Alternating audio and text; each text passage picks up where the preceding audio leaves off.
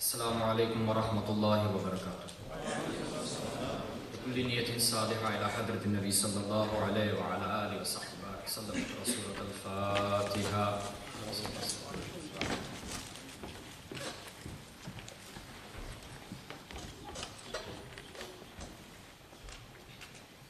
إن الله وملائكته يصلون على النبي يا أيها الذين آمنوا صلوا عليه وسلموا تسليما. لبيك اللهم ربنا وسعديك لبيك يا من دلنا وهدانا. اللهم صل وسلم وبارك على سيدنا ومولانا محمد طب القلوب ودوائها وعافية الأبدان وشفائها ونور الأبصار وضيائها وعلى آله وصحبه ومن والاه. الصلاة والسلام عليك يا سيدي يا حبيبي يا رسول الله. ورضي الله تبارك وتعالى عن أصحاب رسول الله أجمعين وعلى آله الطيبين الطاهرين ومن تبعهم بإحسان إلى يوم الدين. الحمد لله رب العالمين. إن الحمد لله الذي خلق الإنسان في أحسن تقويم، وأفضل الصلاة وتم تسليم على حبيب سيدنا ونبينا وشفيعنا وقرة أعيننا ونور قلوبنا محمد المبعوث رحمة للعالمين وعلى آله الطيبين الطاهرين والصحابة والتابعين ومن تبعهم بإحسان إلى يوم الدين. ثم أما بعد، فأعوذ بالله من الشيطان الرجيم. بسم الله الرحمن الرحيم. My most respected and honored shuyukh, ulama, scholars of the deen, my beloved brothers and sisters, my elders, rahimana wa rahimakumullah ta'ala, I sincerely hope and pray that Allah subhanahu wa ta'ala envelopes me and you in His mercy, for we are gathered here today to remind ourselves of the importance of attaching ourselves to the mercy of Allah subhanahu wa ta'ala. The best of creation, the most noblest of creation, about whom the other prophets and messengers who came before him, they spoke very highly of him, alayhi afdalus salatu wa tamu taslim. And those who have come after him have become besotted and bewildered in his love. And those who follow him in righteousness up until the morning of Qiyamah, until the morn itself comes about of the last day, they try to follow him in such a way that everything about them becomes embodied in line with his beautiful character. Sayyidina al-Shaykh Sa'ad al-Attas, Hafidhullah ta'ala anhu, may Allah subhanahu wa ta'ala protect and preserve him, spoke very, very beautifully about the importance of understanding the mercy of Rahmatul lil Alameen, alayhi afdalu salatu wa tamu taslim, about trying to recognize the embodiment of mercy within his character, which Allah subhanahu wa ta'ala has placed within him, and how he expressed his mercy towards the creation around him.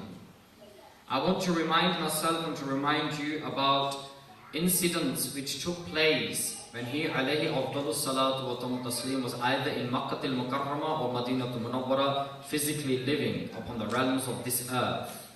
Incidents that took place which remind us about real love. What does it mean to love him, alayhi afdalu salatu wa tamu taslim? Is your love as such that when you're in a gathering, then you're extremely hyped up and all you do is resemble a majnoon, someone who has lost their senses in his love? As Sayyidina al-Habib Zain al-Habashi, alayhi rahmatu wa ridwan, he writes, مَا ظَنَّ مَجْنُونِ لَيْلَا قَدْ جُنَّ بَعْدَ جُنُونِ.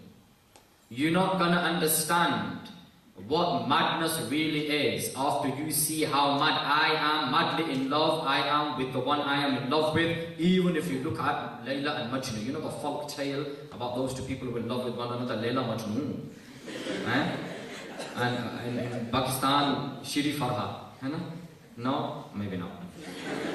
But Layla Majnun and Shiri Farha and all of these people who were in love with one another, but even that love, that a man fell in love with a woman and a woman fell in love with a man, they were so enveloped in that love that they could not see anything. One of the parts of the story of Majnun and Layla when they were in love with one another, you know, when she was taken away from him. And the reason I remind myself and remind you about the story is not to compare it to the love of the Messenger of Allah, but to realize and make us understand what kind of ghafla, heedlessness we've enveloped it. And we think this is love. When Layla and Majnun were taken away from one another, when Layla was taken away from Majnun, and he was walking through the deserts, and there was a man who was worshipping. He was in salah, and he was in prostration. And Majnun was Majnun. He was mad, madly in love, lost in love. You understand? The man was deep in the matter. You understand? And he's walking, and there's a man praying salah. And he was in prostration. And Majnun walks past him. He finishes his salah and he gets up, man, or vexed. You understand? And he goes up to Majnun and goes, "What kind of man are you? What kind of man are you? You can see I'm praying salah, the whole desert is open, but no, you decide to walk right in front of me. What kind of man are you?" And he says, "Who were you worshipping?" He said, "Allah." He said, "You truly worshipping Allah?" He says, "Yes." He says, "Do you love Allah?" He says, "Of course I love Allah." He says, "If you are truly madly in love with Allah, how did you even realize that I walked past you? How did you even realize that I walked past you?" هذا محبة أيها الغلام. This is love. To be in love to the extent where you don't realize anything or anyone around you. Sincerity in love. Khulus, sidq, truthfulness in love. Let's look at some examples. Let me remind myself and remind you about those individuals who truly loved him. Alayhi afdalu salatu wa taslim. And may Allah subhanahu wa ta'ala be pleased with all of them and make us amongst those people who adopt their examples in our lives, inshallah. And the time in Makkah al-Mukarramah, in the early years of prophecy, when the companions, and you can find these narrations in the classical text of Siratul Nabawi Sharif, in the Prophet ﷺ's life. In the early years of prophecy, when he had declared his prophecy, when the companions were worshipping Allah subhanahu wa ta'ala in secret, before the open declaration happened. And they would gather in a house, and soon as dawn was about to come, they would say to one another, "We need to quickly disperse before we get caught, before we get stopped, before people realize that we are congregating and worshipping Allah and have accepted the son of Abdullah as our liege lord and master. Salawatu Rabbi wa salamun alayhi. We are following his instructions." So they would get together in secret.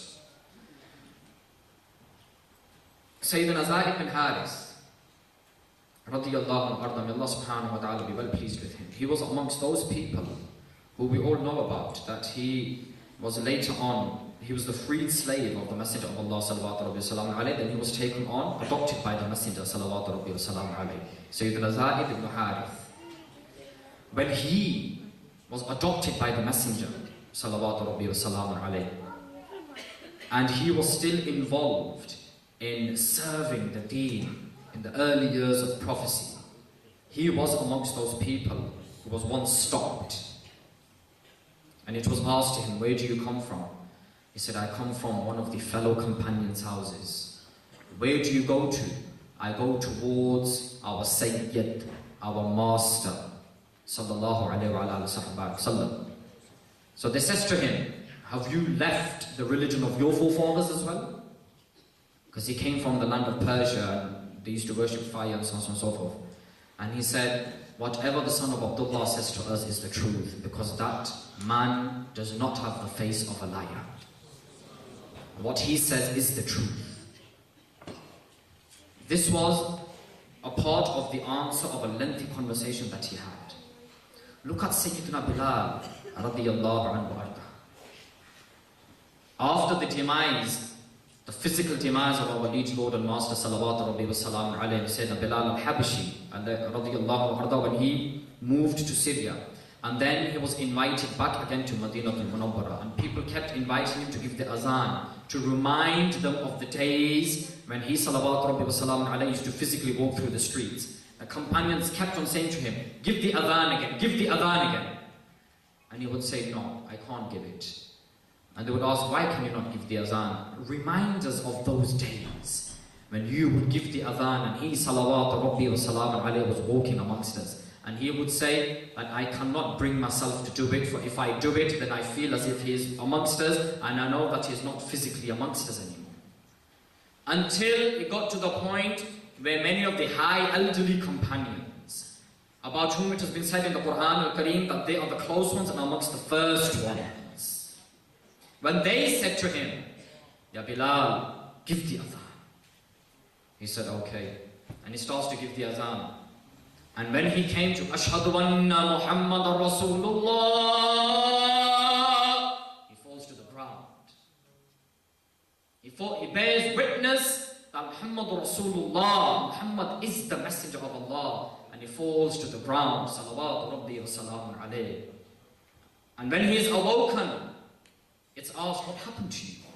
He said, I cannot finish the sentence without seeing him, alayhi afdalu salatu wa taslim. And when I did not see him, I cannot contain myself. Hada muhabba. This is love. When missing him, you miss him, salawatu rabbi wa salamun alayhi. When you're sitting alone and you think, if I sincerely was, and people who truly love him, when they write about him, alayhi afdalu salatu wa taslim, you got to understand that the things that they're writing, they're drenched in love. Drenched. And what comes, the ink that comes, is only speaking love. When that poem is written, that Naat Sharif in the Urdu language is written about him, and the writer writes, Buddh jo hota khana Kabe ka, tere haath se ghira hota. Even if I was a statue inside the Kaaba, at least I would have fallen with your hand. It would have been your hand that touched me. Buddh jo hota khana. Can you bring yourself to say that sincerely? Even if I was a statue inside the Kaaba, tere haath se ghira hota. Think about Sayyidina Bilal again, radiyallahu anhu arda. When it was 3 or 4 days before he passed, his health started to deteriorate. And then for the last 3 days he was completely bedridden. And when he was completely bedridden, his wife gives the narration, radiyallahu anha, that I sat next to him. And I looked towards him and I started to call out, what misery, what misery. He became alert and he looked towards me and he said, no, not misery, misery, what joy, what joy. Tomorrow, Bilal meets the beloved and the companions. Who becomes glad at the news of death? When man think of death, can't think anymore. Stop. Don't think of death. Man's got better things to do. Don't think of death. Understand? Man wants to do everything except think about the truth. You want to do everything, but don't face reality. Ghafla, but we love him. This is love. When he thought of death, Sayyidina Bilal radiyallahu anhu arda, what did he think of? Let me die. Tomorrow I meet the beloved and the other companions. What joy, what joy. This is love. This is love. Ayyuhullah, my respected brethren in the deen, look at the example of Sayyidina Abu Bakr radiyallahu anhu arda.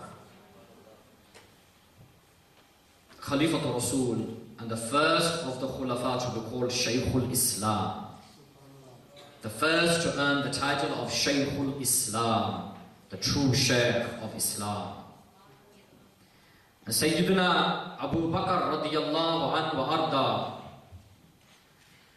We all hear about this narration time and time again, but do we truly understand what's happening, what's going on there? What kind of love is this? When they come back from battle, and the Messenger of Allah salawatu rabbi wa salamun alayhi was injured, and Sayyidina Abu Bakr radiyallahu anhu was injured, and when he awoke from his state, the first thing, if you've been injured, and if you faint, if you pass out, and you wake up, after passing out, what's the first thing you're going to think of? I'm going to think of food. I'm telling you straight. I want a fat drink of water and I want some boom biryani. Understand? I ain't going to be thinking about next man's. But that's just me. But this is about him, about whom it has been said, Afdalul Bashar Ba'da al-Anbiya, amongst the best of creations after the prophets. Sayyidina Abu Bakr radiyallahu anhu arda. When he woke up from that state, what's the first thing he asks about? How is the Prophet? What is the Prophet's state? Has he awoken? Is he okay? Even more concerned about the state of the Prophet sallallahu alaihi wasallam when his own state was in turmoil. He'd been injured. He'd been battered and bruised. His mind was all over the place. But alertness for who? For the one he was in love with. In love with. My respected brethren, think about Sayyida Fatima al-Zahra radiyallahu anha, al-Batul, al-Zahira, al-Tahira, the leader of the women of Jannah. The narration which can be found in Sirah ibn Ishaq and Sirah ibn Kathir, that when the Messenger of Allah salawatu rabbi wa salamun alayhi said to her radiyallahu anha, he told her something and then she started to weep profoundly.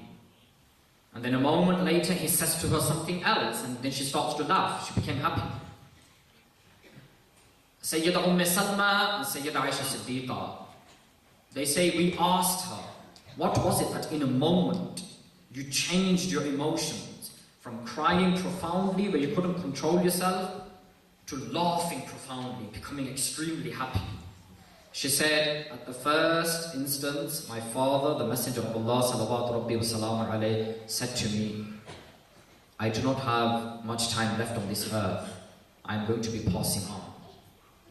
So I started to cry, I started to weep, thinking, how am I going to live without him?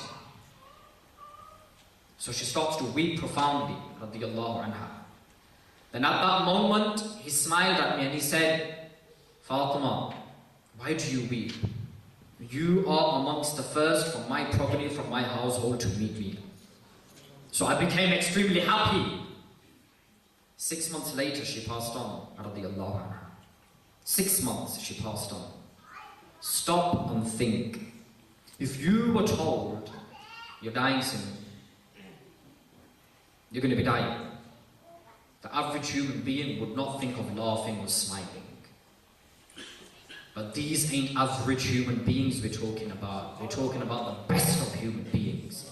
Because they loved the best of creation sincerely. They loved him, salawatu rabbi wa salam alayhi, sincerely. It was that love that made her think, even at the news of being given death, she starts to smile. Think of only goodness. I'm going to be dying, I'll meet him. I'm going to die, I'll see him. I'm going to die, I'll be in front of him. I'm going to die, I'll be next to him. I'm going to die, I'm going to be treated with those who I love. This is what they thought of. This is love. My respected brethren in the deen, I think, you know, the title of this talk, subhanAllah, is very, very interesting. But there should be an attachment to it. How can you not love the Prophet sallallahu alaihi wasallam? How can you not love him? Alayhi afdalu salatu wa tamu taslim.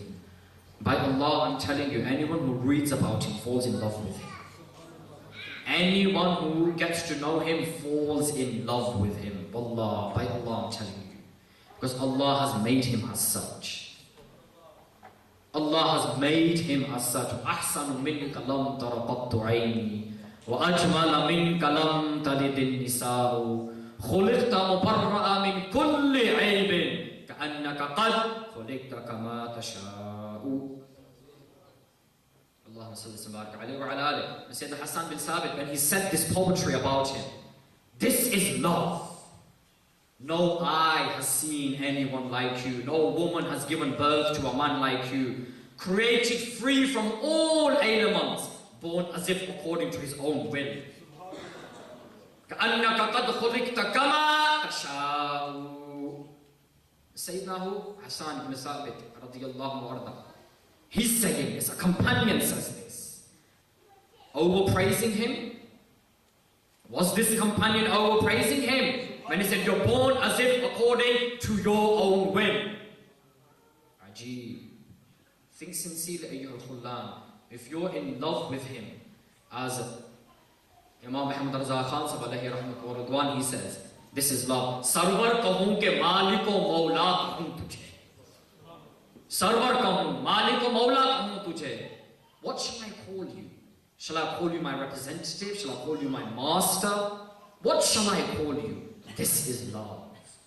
Sarwar kahun ke malik o maula kahun tujhe, baage khalil ka gule seba kahun tujhe. Shall I call you from amongst the flowers of Sayyidina Ibrahim alayhi salam's garden that you fell into? What should I call you? This is love where even words fail to describe him. As Sayyidina Imam Jami said, that when we write about him, alayhi afdalus salatu wa tamu taslim, then our poetry does not become praiseworthy because of the words become praiseworthy because we're writing about him. This is love. When people who sincerely love him, the moment they think of the green dome, wallah, tranquility starts to descend upon them. Mercy starts to descend upon them. Who wants to get rid of the green dome? The moment you think of anything associated with him, anything that reminds you of him, you fall in love with that itself. How is it going to be when you're in front of him? Salawatu Rabbi wa salam. How? Think of that moment. Think of that moment when you're lying in your grave and he finally comes. He comes, you see him, alayhi afdalu salatu wa tamu taslim. And then the angels ask you, what did you have to say about this man? In the right of this, what did you have to say? Are you going to be able to contain yourself?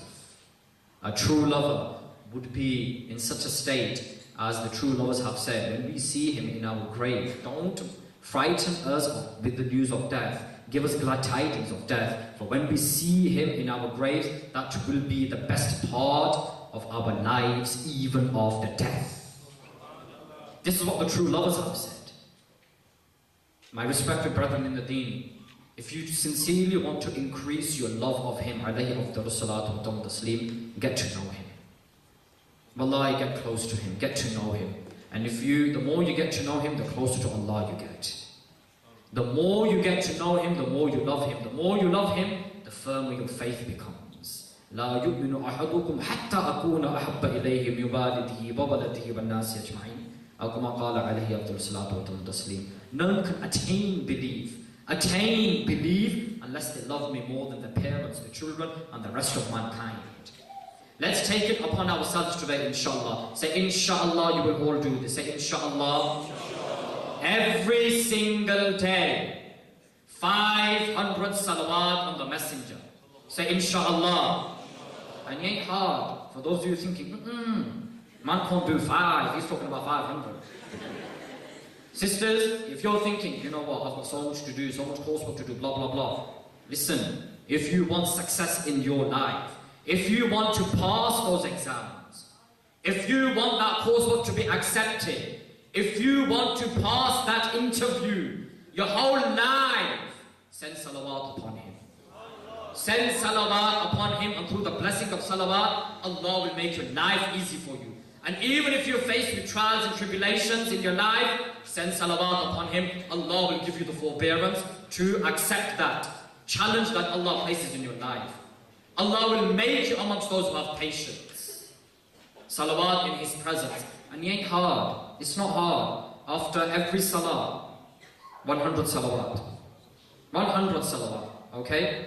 If you find it difficult, just say Allahumma salli ala Sayyidina Muhammad wa ala Sayyidina Muhammad wa barik wa salli alayhi. All the salawat of Sayyidina Ibrahim. Okay? Allahumma sallim alayhi.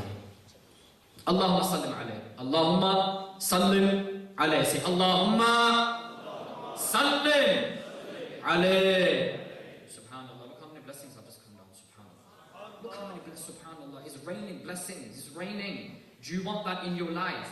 Do you want that love of His in your life sincerely? Send blessings upon him. 500 every single day. And according to a narration which can be found in Dalail al-Khayrat, compiled by Imam al-Juzuli, a person who sends 500 salawat upon the Messenger, salawat rabbi wa salamun alayh, his intercession becomes wajib for that individual. On the day of Qiyamah, he will intercede for you. You will be close to him standing like this. As he salawat rabbi wa salamun alayhi himself has said, I pray that Allah subhanahu wa ta'ala makes me and you truly sincere to the Messenger. Salawat rabbi wa salamun alayhi. أقول قولي هذا واستغفر الله لي ولكم ولسائر المؤمنين. السلام عليكم ورحمة الله وبركاته. Always a pleasure.